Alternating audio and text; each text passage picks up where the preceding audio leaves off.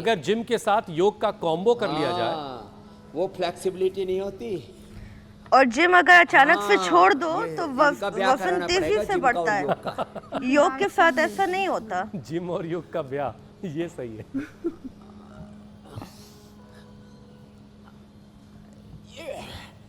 ये संगम करना पड़ेगा ऐसे, ये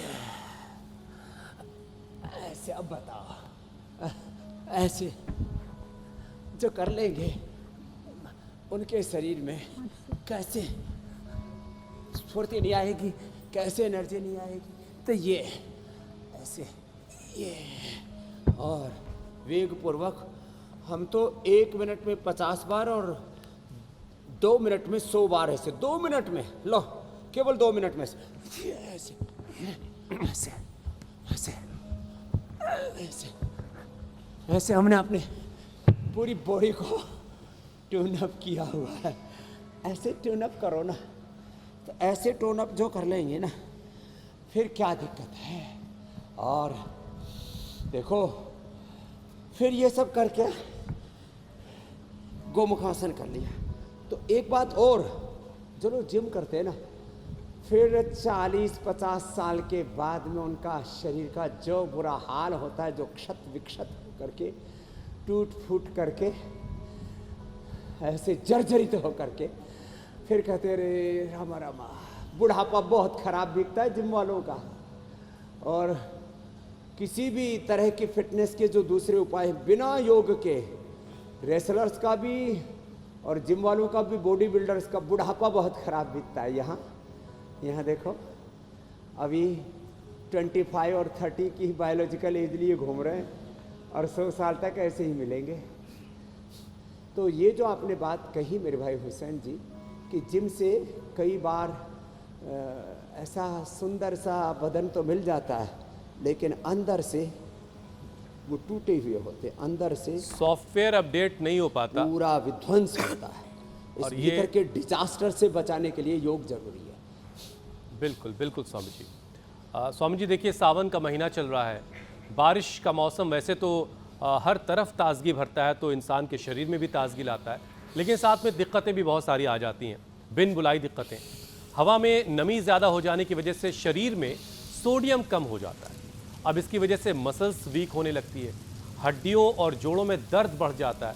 तो स्वामी जी, इसके लिए योगाभ्यास के साथ साथ और क्या किया जा सकता है कि बारिश के साथ आने वाली ये जो मुश्किलें हैं, जोड़ों को दर्द, सेंधा नमक और हरी शाक सब्जियों को अच्छे से धो करके, पूछ करके, क्योंकि थोड़े कीट पतंग ज़्यादा हो जाते हैं उनकी संख्या, तो शाक सब्जियां अच्छे से धो करके, पूछ करके, और उसमें फिर आप कोई भी सब्जी बना रहे हैं, दाल बना रहे हैं, पराठा बना रहे हैं, या टिकिया बना रहे हैं, या जो है आप पकौड़ी बना रहे हैं, तो न्यूट्रेला सोया चंक्स ले आइए, उनको रात को भिगो दीजिए और सुबह अलग अलग ढंग से पेस्ट करके, अथवा जैसी जो रेसिपी होती है उसके अकॉर्डिंग उसको थोड़ा सब्जी में डाल दीजिए। आपके मसल्स भी बहुत ज़बरदस्त रहेंगे और किसी तरह से शरीर में दिक्कत नहीं होगी। एक बहुत ही ज़बरदस्त है अश्वगंधा शतावर, हमने कई बार बताया है। यह अश्वगंधा शतावर और सफ़ेद मूसली तीनों के पौधे यहीं पर लगा रखे हैं हमने, और इनसे जो प्रोडक्ट मिलता है वो भी अश्वगंधा शतावर हमने यहाँ पर रखा हुआ है। अश्वगंधा शतावर, सफ़ेद मूसली, कोंच के बीज और शिलाजीत, ये बहुत ही ज़बरदस्त चीज़ें हैं।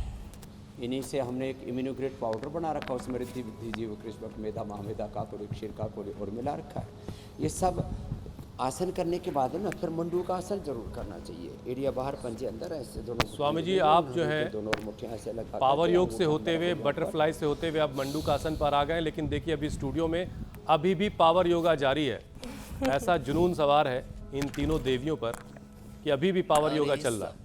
खैर, अच्छी बात है, मसल्स को और मजबूत बनाना चाह रही हैं। इतनी पावरफुल हो गई है, पूरे विश्व के लिए प्रेरणा बन गई है। ऐसा होता ना, किसी और के हिस्से का भी कर लेते हैं। आपके हिस्से का भी हम ही कर लेते हैं। और मेडल, तीन पुशअप हम तीनों की तरफ से आपके हिस्से के भी। नहीं, कुछ मेडल्स आप लोगों के लिए भी होने चाहिए। बहरहाल आगे बढ़ते हैं स्वामी जी। देखिए, बारिश के मौसम में परेशानी तब और बढ़ जाती है जब शरीर में पहले से calcium, vitamin D, vitamin B12 की अगर कमी है तो मुश्किल और बड़ी हो जाती है। ऊपर से ह्यूमिडिटी, जिससे बीपी जो है वो इम्बैलेंस हो जाता है। जाहिर है इससे बॉडी में बहुत सारा पेन महसूस होता है। तो अब ये सिचुएशन सब कैसे कंट्रोल होगी? तो देखो, एक तो बीपी के लिए तो मंडूकासन के साथ में जो सचकासन है, आगे झुकना। अब देखो, सहज हो जाना सांसों के साथ, ऐसे घुटने पास में रख करके झुकना, कोनिया जमीन पर, हथेलियाँ जमीन पर, माथा ऐसे जमीन पर, और सहज श्वास। फिर घुटने खोल लिए और थोड़ी छाती जमीन पर टिका दी, ऐसे झुक जाना। ये बीपी के लिए बड़ा अच्छा है। मुक्तावती लौकी का जूस बीपी गिरता, हम बताते ही सो बताते हैं। आगे झुके और थोड़ी फ्लेक्सिबिलिटी है तो ऐसे पीछे भी झुक जाना है, ऐसे कितना अच्छा है नहीं। अब इसके लिए थोड़ी फ्लेक्सिबिलिटी तो रिक्वायर्ड है। घुटनों का स्वस्थ होना भी ज़रूरी है। जिनके पहले घुटने टूटे फूटे पड़े हैं, पहले थोड़ा पीलानिल गोल्ड, ऑर्थोग्रिड पीलानिल तेल और तिल का तेल, इनका थोड़ा सेवन करना और ऐसे फिर ले जाना है। फिर एक और उपाय है, देखो बीपी के लिए तो मंडूकासन, योग मुद्रासन, शीतली शीतकारी, ये अनुलोम विलोम, भ्रामरी उद्गीत, ओ,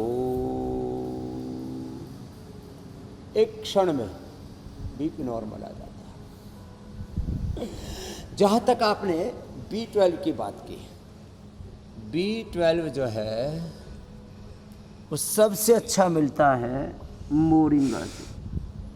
B12 की पूरी श्रृंखला है, बी कॉम्प्लेक्स, मोरिंगा बेस्ट है, और अनाजों में मकई बेस्ट है, तिल का तेल, और थोड़े बहुत किसी को रिफाइंड भी कभी कभी खाने की इच्छा है तो सबसे अच्छा है सोया का, और